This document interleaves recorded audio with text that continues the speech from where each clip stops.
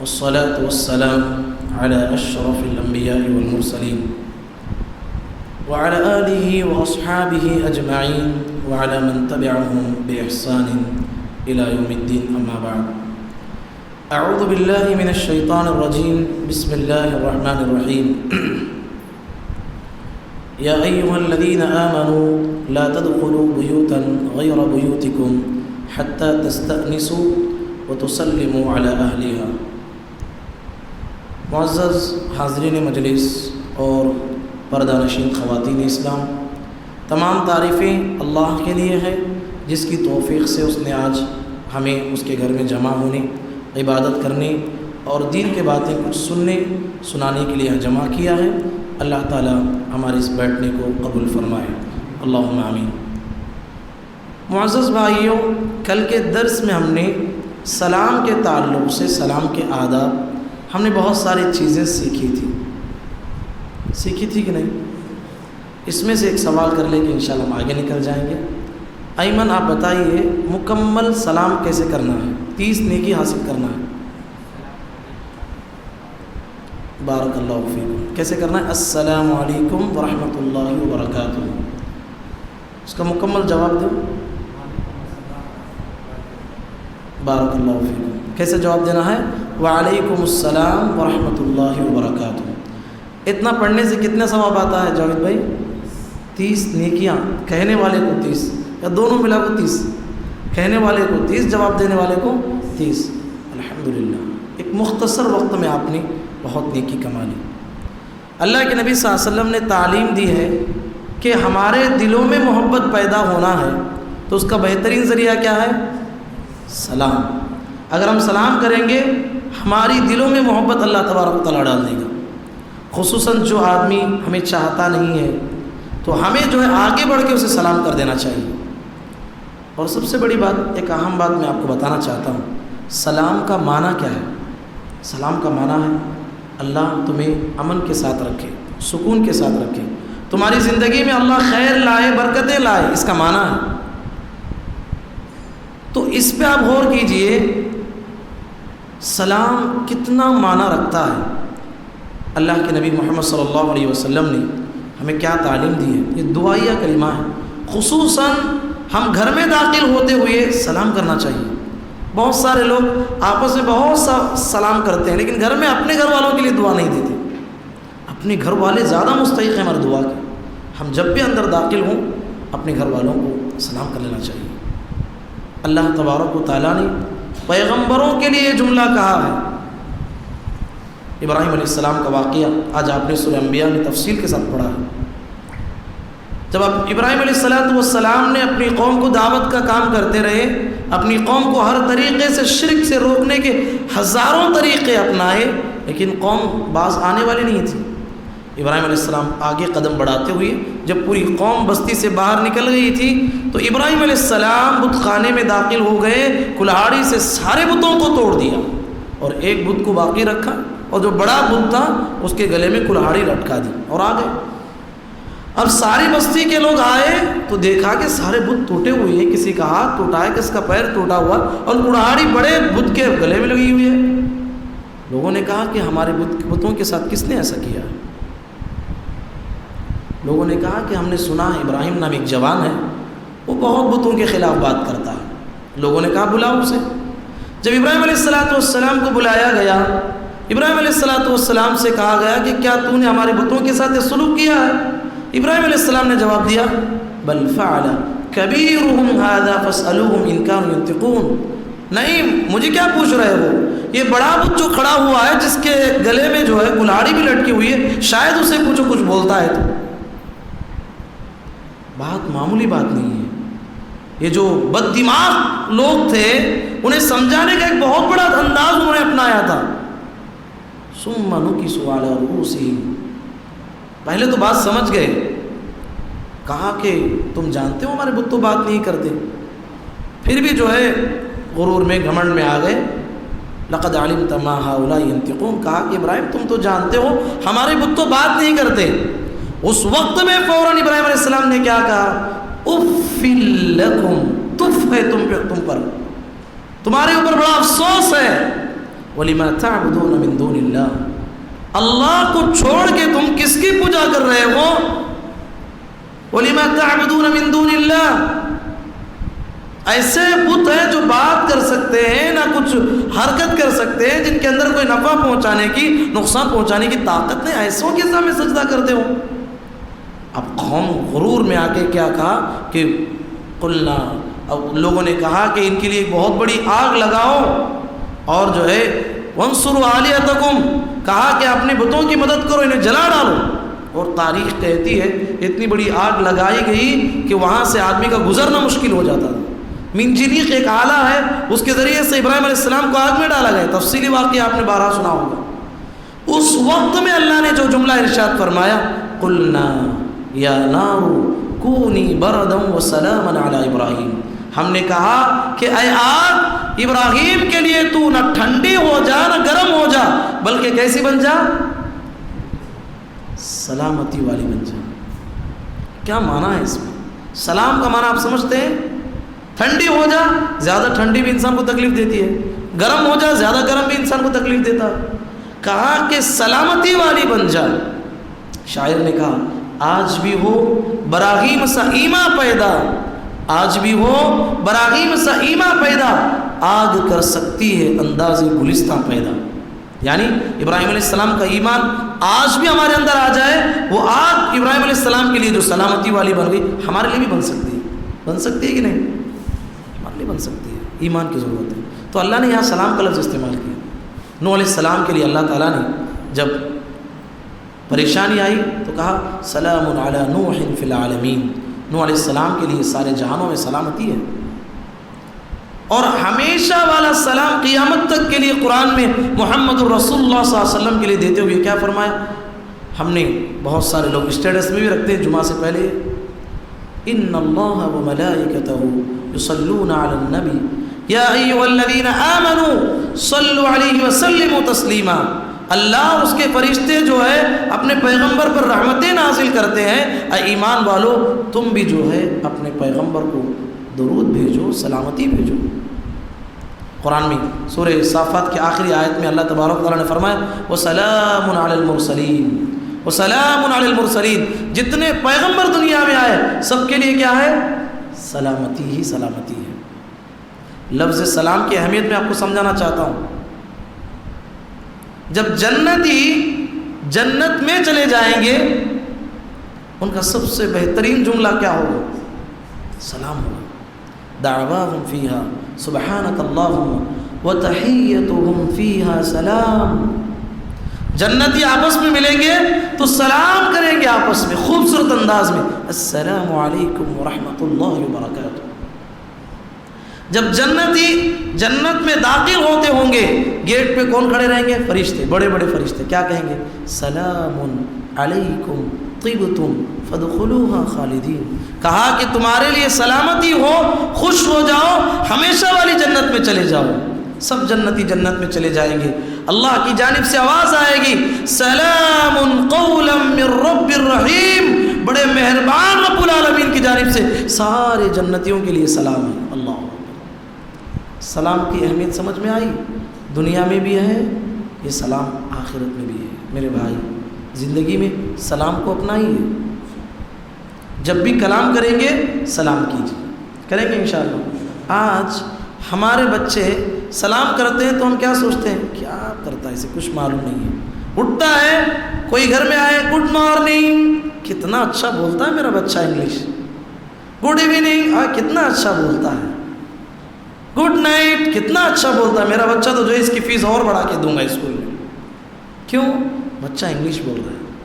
مغربی کلچر سے ہم کیسے جو ہے اثر انداز ہوتے ہیں۔ اور ایک بات یاد رکھنا، بہت سارے لوگ غیر مسلموں سے ملتے ہیں ان کے سلام کو اپناتے ہیں، نمستے کہتے ہیں، نعوذ باللہ، اس کا معنی دیکھیے آپ کیا ہے، مشہور ہے، کیا مشہور ہے؟ السلام علی من اتبع الہدی، آپ کسی غیر مسلم سے ملتے ہیں ایسا کہیے السلام علی من اتبع الہدی۔ موسیٰ علیہ السلام گئے تو فرعون کے پاس تعلیم دی گئی السلام علی من اتبع الہدی، جو آدمی اسلام قبول کر لے اس کے لیے سلامتی ہے۔ نبی کریم صلی اللہ علیہ وسلم نے خطوط بادشاہوں کو بھیجے، اس میں لکھے السلام علی من اتبع الہدی، سلام اس کے لیے ہے جو اسلام قبول کر لیا. اور بہت سارے لوگ اپنے گھروں میں، بچے بھی خصوصاً، آپ گھر میں کوئی آ کے جاتے ہیں تو کیا کہتے ہیں؟ اللہ حافظ کہتے ہیں. کیا کہتے ہیں؟ اللہ حافظ کہتے ہیں. آپ نے قرآن میں کبھی ایسا دیکھا ہے؟ حدیث میں کہیں یہ جملہ موجود ہے؟ نہیں ہے. یہ اس کی تو کوئی ضرورت ہی نہیں ہے. اللہ تو حافظ ہی ہے. یہ تعلیم کیا دی گئی؟ آتے وقت میں سلام ہے، پھر آپ جا رہے ہیں تو پھر بھی سلام ہے. السلام علیکم ورحمۃ اللہ وبرکاتہ. اب جا رہے ہو، اللہ کی حفاظت میں رہو، اللہ کی جو ہے تمہیں جو ہے سلامتی ملی. بولیں گے گڈ مارننگ بول کے؟ نہیں بولیں گے. آج سے نہیں بولیں گے. اللہ حافظ بولیں گے؟ نہیں. کیا بولیں گے؟ السلام علیکم ورحمۃ اللہ وبرکاتہ. کتنا پیارا جملہ ہے. اگر یہی جملہ ہوتا تو جنت میں اللہ تعالیٰ استعمال کرتا. لیکن کیا استعمال ہوا ہے؟ سلام. لفظ سلام کی اہمیت کو آپ سمجھیے. بہت سارے لوگ یہ غلطی کرتے ہیں، بہت سارے لوگ کرتے ہیں، سلام کرتے ہوئے ہاتھ اٹھانا، السلام علیکم السلام علیکم، اور سر جھکاتے ہیں. یہ قرآن و حدیث سے ثابت ہی نہیں ہے. نبی کریم صلی اللہ علیہ وسلم نے کہا کہ لوگوں، یہودیوں کی مشابہت سے بچو. یہودی انگلیوں سے سلام کرتے ہیں، اشارہ کرنا نہیں ہے. نصارہ ہتھیلی سے سلام کرتے ہیں، اشارہ نہیں کرنا ہے. سلام میں اشارہ ہی نہیں ہے. السلام علیکم ورحمۃ اللہ وبرکاتہ. بات سمجھ میں آ گئی؟ اشارہ نہیں ہے بھائی. البتہ آپ کہیں دور کھڑے ہوئے ہیں، آپ کے ساتھی تک آپ کی آواز نہیں جاتی ہے، آپ نے اشارہ کیا السلام علیکم، یہ گنجائش نکل سکتی ہے. نفل نماز پڑھ رہے تھے، کوئی اندر داخل ہوئے سلام کے، نبی صلی اللہ علیہ وسلم جواب دیتے تھے اس طرح، ہاتھ کا اشارہ کرتے تھے نفل نماز میں سلام کے جواب کے طور پر. لیکن الگ سے جو ہے کوئی سامنے موجود ہے، السلام علیکم بول کے ہاتھ اٹھانا صحیح ہے؟ صحیح نہیں ہے. تو ہم کیسے سلام کرنا ہے؟ بغیر اشارے کے ہم سلام کریں گے. ایک نیا سلام نکلا ہے، پتہ ہے آپ کو؟ یہ کہاں سے لوگ نہیں استعمال کرتے ہیں پتہ نہیں. سلام کرتے ہوئے السلام علیکم، یہ سینے پہ جو ہاتھ رکھتے ہیں، مجھے پتہ نہیں کہاں سے یہ لوگ لائے ہیں. السلام علیکم جھکتے ہوئے جو ہے سینے پہ ہاتھ رکھتے ہیں. کیا بتانا چاہتے ہیں معلوم نہیں ہے. سینے میں درد ہے یا جو ہے کوئی پریشانی لائق ہے انہیں، کیا پتہ نہیں ہے. کیا تعاون پوچھتے ہیں؟ سلام کرتے ہوئے جھک جانا اور سینے پہ ہاتھ رکھ کے جو ہے سر کو جھکا دینا، کیا معنی ہے اس کا؟ شریعت میں جائز ہی نہیں ہے آپ کے لیے.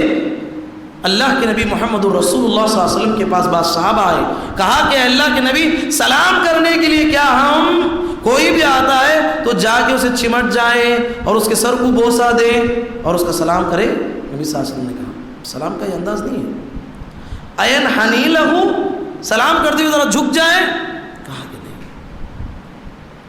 اللہ کے نبی صلی اللہ علیہ وسلم نے تو یہاں تک فرمایا من سرہ ان یتمثل له الناس قیاما فلیتبوأ مقعدہ من النار. کوئی آدمی یہ چاہتا ہے کہ میں آؤں تو میرا کام کرنے والا میرے آدمی لوگ اٹھ کے کھڑے ہو جائے. نبی صلی اللہ علیہ وسلم نے کہا کہ جہنم میں وہ اپنا ایک جگہ بنا لے. قیام کس کے لیے میرے بھائی؟ اللہ کے لیے. انسان کے لیے قیام نہیں ہے. کوئی آئے ہیں بہت بڑے آدمی ہیں اٹھ کے کھڑے ہو گئے، جائز ہے آپ کے لیے؟ نہیں ہے.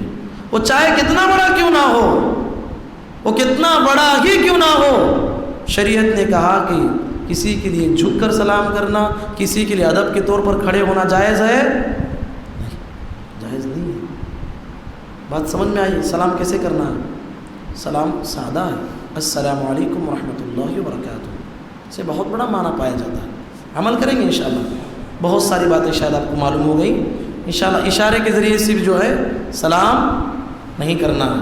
کیا جعفر بھائی؟ انشاءاللہ نہیں دیکھ دینا صحیح ہے، اشارہ نہیں کرنا ہے. اگر کوئی دور ہے تو اس کے لیے جو ہے ہاں البتہ اللہ کے نبی صلی اللہ علیہ وسلم سے صحابہ نے کہا اللہ کے نبی سلام کا طریقہ یہ ہے کہ ہم سلام کر لیتے ہیں پھر جو ہے مصافحہ کرتے ہیں. نبی صلی اللہ علیہ وسلم نے کہا ہاں مصافحہ کرنا چاہیے. مصافحہ کسے کہتے ہیں؟ دو ہاتھوں سے ملانے کو مصافحہ نہیں کہتے ہیں، ایک ہاتھ سے ملانا ہے. طریقہ تو جو ہے آپ گرامر پڑھ کے دیکھیے، عربی پڑھ کے دیکھیے. مصافحہ کا معنی جو ہے ایک ہاتھ سے ملاقات کرنا ہے. اللہ کے نبی صلی اللہ علیہ وسلم فرماتے ہیں کہ جب دو مسلمان آپس میں سلام کر لیتے ہیں، مصافحہ کرتے ہیں، ہاتھ بعد میں چھوٹتا ہے، اس سے سے پہلے ان دونوں کی مغفرت ہو جاتی ہے. سبحان اللہ. ہاتھ بعد میں چھوٹتا ہے، اس سے پہلے ان دونوں کی مغفرت ہو جاتی ہے، اللہ ان کو معاف کر دیتا ہے. تو اس طریقے سے سلام کے کچھ آداب شریعت نے ہمیں.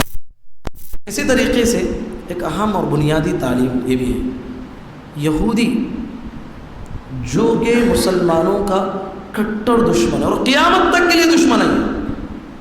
کون؟ یہودی. یہ بدترین جو ہے لوگ ہوتے ہیں. تو ان لوگوں کو دو چیزوں سے بڑی نفرت ہے. کتنی چیزوں سے؟ دو چیزوں سے بڑی نفرت ہے. ایک چیز ہے آمین، ایک چیز ہے سلام. کاش ہماری امت کے لوگ سمجھ جاتے آمین کی اسلام میں کتنی بڑی اہمیت ہے.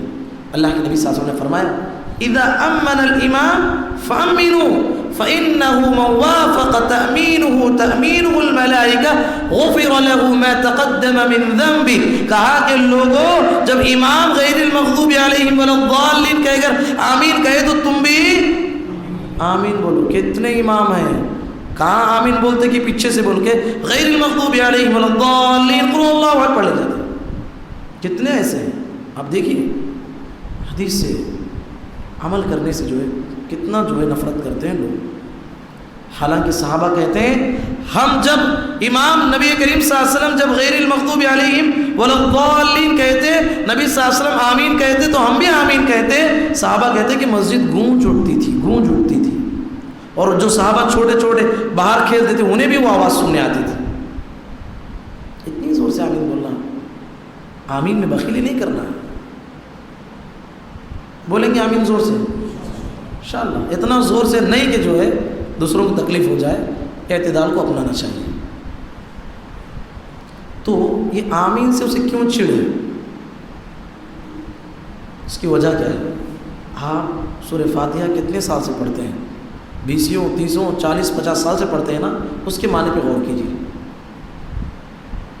غور کریں گے؟ آج جا کے چیک کیجیے. کل جب آئیں گے تو مجھے بولنا مانا. آج پوچھوں گا تو اچانک پوچھ دیجیے جیسا لگتا ہے. پڑھ کے آئیں گے انشاءاللہ. صرف سورہ فاتحہ کا ترجمہ پڑھ کے آئیں. اس میں کیا ہے؟ ایاک نعبد و ایاک نستعین.